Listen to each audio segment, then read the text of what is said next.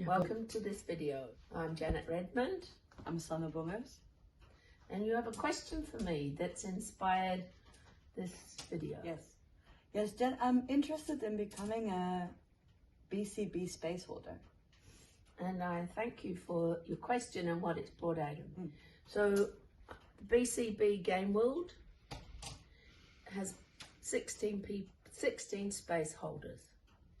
And what I've got clear about from your question is to check that space holders are aligned with the kaupapa, the context of the building communication bridges inside and out game world. So this is in answer to what you saw this weekend. And Irene is the camera woman. Yes. And you were there this weekend as well. So please make this rich and interactive by bringing your questions. Yes. Thank you. So what matters to me is in the BCB game world, I'm bringing 4 key things. I'm being a mirror to the participants and the space holders, interruptions to connection, how they've interrupted connection to the way they think, what they're thinking, their emotional body, what interruptions have each of us created to not know what we're feeling, and interruptions to our physical body and sensations, and our relational pattern. So this component, Gabriella and I covered in interruptions to contact, and go and preview the survival system engineering video on Gabriella Fagundes and Janet Redmond's YouTube channel. And a brief reminder, this is the survival system engineering. So to recap, so that the keyhole diagram makes sense, the interruptions to contact and the way we think in our intellectual body is denial. We deny the significance of something that happened to us in the past. And we distort the way we think about it. That's with the intellectual body. So this is one of the interruptions to contact, denial. I've changed it to distortion from Richard Erskine's. This is Richard Erskine's model of the keyhole diagram. Yeah. At the feeling level, we disavow. Means to cut off. Disavowal is to keep it with a D, I reckon.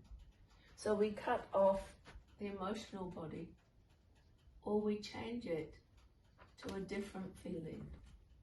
So especially for me as a woman, I covered my anger with sadness, and I covered my sadness with keeping busy in one of my driver behaviors. In the physical body, this is the physical body, it's desensitization. Sense, where's Matthew? Desensitization. Would he spell it the same way, I wonder? Let's see. Yeah, let's see. Hello, Matthew. And then the other D is to distance in relationship and distance from our experience. So that's the outside. What happens to the outside? Thank you. Yeah. Yeah, this is the internal, and then how it shows up and it becomes observable is in the ways I distance from intimacy with you, Irene, or you, Sanne, and vice versa. Yeah, and what happens inside is distancing for intimacy with yourself. Thank you. Yeah, important distinction.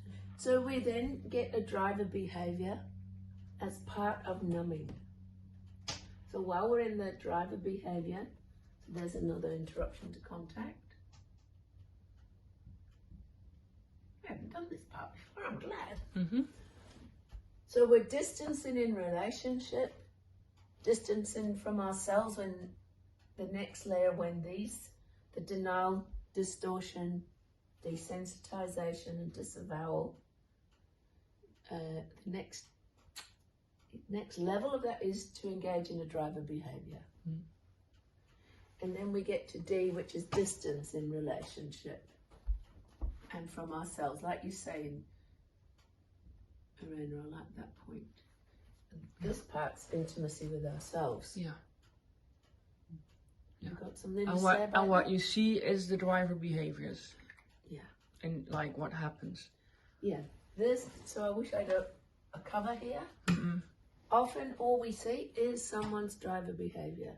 And then if we're in a driver behavior, we're in the parent ego state. Yeah. To me, it's so I am yet to be proved my theory different. So we do already have the video of this. I'm going to close it. Yeah. However, that is a brief exploration of the ways when we each engineered our unique survival mechanism. That's one of the ways we did it. So when at the weekend you watch me be an absolute mirror, so people could discover for themselves. What I want to be a space for and a mirror for is them finding their discoverer, like we talked about on our walk this morning. With none of this do I want to change anything. I totally want to know how you put your will together, how you answered that existential question. Do either remember it? Do you remember it, Irene? Yeah. How did you survive in a world like this with the people that were around you? Yeah, exactly. Yeah. How does a person like me survive in a world like the one I lived in with the people I lived with? So that's again Richard Erskine. How does a person like me get along in a world like this with people like you? So what you watch me do a lot of mirroring. Yeah. And from a transactional analysis point of view, this is the D of discounting. Oh, I'm really glad about this. Janet, will you say a little bit more about mirroring? Yes.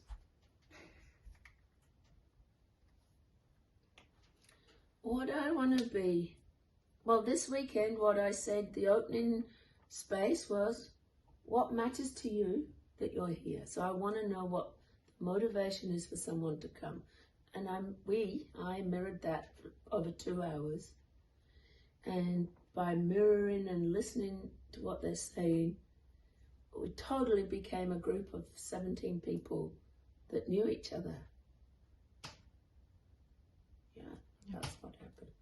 By mirroring their words, by mirroring, oh, I notice you didn't finish those sentences. Mm-hmm. So, oh, I notice you left the I out in that sentence. What do you know about that? So it's not asking, will you look at me, Sanne, when I'm talking to you? It's not inviting them to do something different, but, oh, I'm noticing your eye contact's on the floor. Don't need them to change, but totally be the mirror for where they are right now. Got anything to say about that from the weekend? Well, also what I noticed you do is giving completion loops. Mm-hmm. So really like reflecting back what you heard. Yes. Yeah. Part of being the mirror. And then this is the discounting part.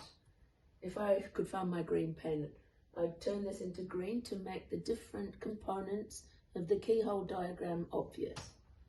So then what I'm being the mirror for is the existence of their interruption to connection. Oh, I notice your attention's on the floor with no judgment. Yeah, will you say more about that? How is it you want your attention on the carpet? Oh, well then if I look at you, I'll feel more. Oh, thanks. So I'm being a mirror not only for the existence of how they're having a contact connection interruption, but what's the importance of it? How was that an important thing to do in your family, to look down, or I noticed you swallowed? Or, so then, how did that work? Why was that a really important thing to do to survive? To get along in a world like this for This. people like Yeah. yes. So for me, I'm not focusing my attention on these two till I've brought the mirror so that they can see that it even exists. People don't know they're stuck in the prison of their survival system they engineered. Will you say what those two are? Because So the resolution would be, after I've been in the mirror, are you open to experiment with looking at me for 2 seconds and see what your experience is? Beginning the resolution of the interruption to connection. So they can know their being, their real self, their nature, not the adapted social self they've created to survive. Any questions, comments? No. And I'm bringing energetically, I know your being's there under all this. Like that message, what Matthew said, I am sacred, he said. Like, it's knowing. You don't have to say it out loud. Like, I know your being is hidden under the prison of what you engineered to survive. So that's this one. So this keyhole diagram, Richard Erskine told me the story that he and his ex-wife went out for dinner one night and they were chatting and debriefing after a training, and they had a glass of wine from the bottle, and the bottle of wine made this symbol on the paper tablecloth. So they started tutuing, what's the non-Maori word for that, non-Kiwi? They started formulating this, and then they drew the achievement part. So what I'm doing in order to be a mirror for someone to discover who they are is I'm using inquiry. Okay. Inquiry into, what was that like when you didn't want, it was important not to feel in your family? So I'm going for the phenomenological experience, which is the experience part of their history. Yes. And then you saw this a lot, inquiring about the history. So who in the family expressed their anger? So I'm doing the inventory. So I really get to know how their survival mechanism they created was a creative solution. Yeah, and there is an important distinction, I guess, an inquiry from the perspective that you want to know how it was for them, and not because you want to know. No, if I'm trying to understand something, I'm in that space. Yes, thank you for that distinction, Irene. Yeah. And then to really inquire about their coping choices and their decisions. So you saw that unfold in the BCB last weekend, when by the time we got to lunch, people were able to name, I collect evidence for my core decision. Do you remember what some of them were from the group? I am not enough. I am too much. I'm unlovable. Yes. Yeah. All of those. Yeah. There's something wrong with me. So we come to the decisions and coping choices using the intellectual body as a way, thank you for following up, as a way to cognitively manage the world. So being in our survival system, we're keeping our world reliable, consistent, predictable, and we maintain our identity as that, I'm unlovable, there's something wrong with me, no one understands me, I'm never seen and heard. Yeah, people really, and this weekend really, the coin dropped, I will say. I don't know if it's an English saying, but the penny dropped. The penny dropped, and they were, oh wow, I'm recreating this again and again. Yes. Yeah. And one of the stepping stones, if you're a space holder, was to use the roadblocks to expression. So remember, we looked at in your expression so far this morning, here and now. Yeah. How did you, which belief did you confirm? Yeah. So I really am glad how we built bit by bit. Yeah. On that. And then what you saw once I did these 3, people were then had the ability to be vulnerable. Mm. There wasn't one person, including me, that wasn't vulnerable this weekend. True. By simply being a mirror. And then you watch me do involvement. What I acknowledged, say someone who swallows. So I brought I've used my inquiry to help them see the existence of the swallowing or the looking away. So these important ways of desensitizing. Yeah. And then to validate, wow, why was that a good idea in your family? No wonder you... Yeah, more of that. Yeah, no wonder. Yeah. And to normalize it. I did that a lot this weekend. Mm-mm. What a creative solution. Yeah, and what I also get is like not making it like emphasizing of it's not wrong. This is not wrong. This is what was a good idea. So creative. Yeah. So one thing we did this weekend for anew was asking you before lunchtime, I think it was, will you totally write a letter to honour your survival system engineer? Yeah. Yes. And then when all that's done, the person ends up with presence. Presence to their vulnerability where their being shines through. Yeah, present with their being in the space. Like, I remember Kate radiating. Yeah. And so many other people, bringing their presence, their being. And I'll make this a different video. Another thing I appreciate from what I learned from integrative psychotherapy with Richard Erskine and team was about relational needs. Yeah. And the skill for me that if someone has a yes as an apprentice spaceholder to BCB spaces, it's a yes to being willing to be a mirror, use inquiry, attunement, and involvement. Okay. And you want to make another video about the attunement part? Yes. Yeah. And what I was attuning to was their relational needs. And how I did that this weekend in some of the smaller spaces was I'm asking a question where they say no one. Because it's hard to articulate what didn't happen.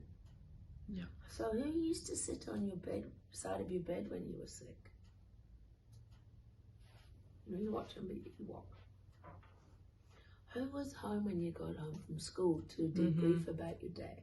So I'm specifically hunting for questions where they can see there was a huge gap. Yeah.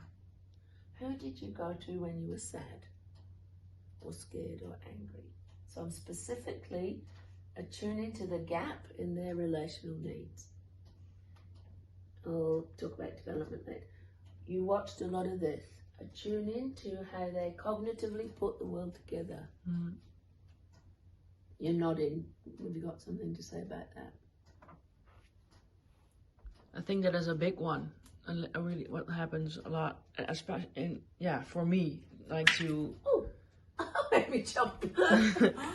to try to make sense of it, like cognitively in your intellectual body, of what happened or what didn't happen. Yeah. And when children propel themselves to working the world out with their intellectual body, John Nolan says that he thinks that's the beginning of obsessive compulsive strategies. Trying to work the world out with your mind. Guilty. Yeah. You know something about that? Yeah. Yeah, absolutely. Because then it's a hint. what was going on? Like, who was your reliable, stable, robust other when you were young that helped you make sense of the world? Again, 90% no one. Then you watch this a lot. Really attune into the rhythm of someone. So when someone was in hurry up and speedy, did not want to change them. And I'm going, click. So like Hansel and Gretel, really, picking up pieces of bread along the way. Yeah. And what I saw you doing is changing the rhythm, your rhythm, your pace, so that the person that was hurrying up without you wanting to change it, but showing them the other pace. Yeah, they get a different experience. Yeah. And especially someone having a panic attack, there's no point them relying on their own resources. Most people who have panic attacks didn't have someone that helped them regulate their nervous system. Yeah. So I know by me being present, being connected to my being, archetypal lineage, bright principles, being vulnerable, you watch me bring my own feelings. Yeah. Then I say to them, so is my voice calm or tense right now? So that to leave their own experience, come out, it's calm. Yeah. So what's that feel like inside to have a calm other person when you're this scared? Yeah. Yeah, that's... I also experienced when I was going really fast, that you would ask me the question, is your hurry up driver active now? And by you asking me that question, I was able not only to be in my own experience, but to be curious about what is happening in me. So your curiosity allows a gap also for me to reflect. Yes, and it was linked to your focus for the weekend, which was you want to learn to slow down. Yes. So this is key for me as space holders. What has the person invited you to do? What's the contract? So my interventions with everybody there was remembering what their yes was for. Yeah. So that I'm not taking them down a doorway they haven't asked for. So really, what's our contract here? Where are you inviting me into? And you saw me do a lot of mini contracting over the weekend. Yeah. So rhythm, and then rhythmic, knowing that person's rhythm and affected meaning their feelings. And I would do, you watch, well, all the space holders through their completion loop are tuned to the participants' feeling, emotional body. Okay. So to answer your question, do you see yourself aligned with the how a BCB works, as in bringing inquiry, involvement, attunement, and being a mirror to the participants? Yes. Okay. So for me now, this is the art. We had a space holder meeting Friday night, and what's now unconsciously competent inside me, I want your questions to turn it into how do you become an artist of this stuff. So this is where this is coming from. Yeah. We get a peek through the keyhole. Yeah, right. Thank you. Thank you. Thank you.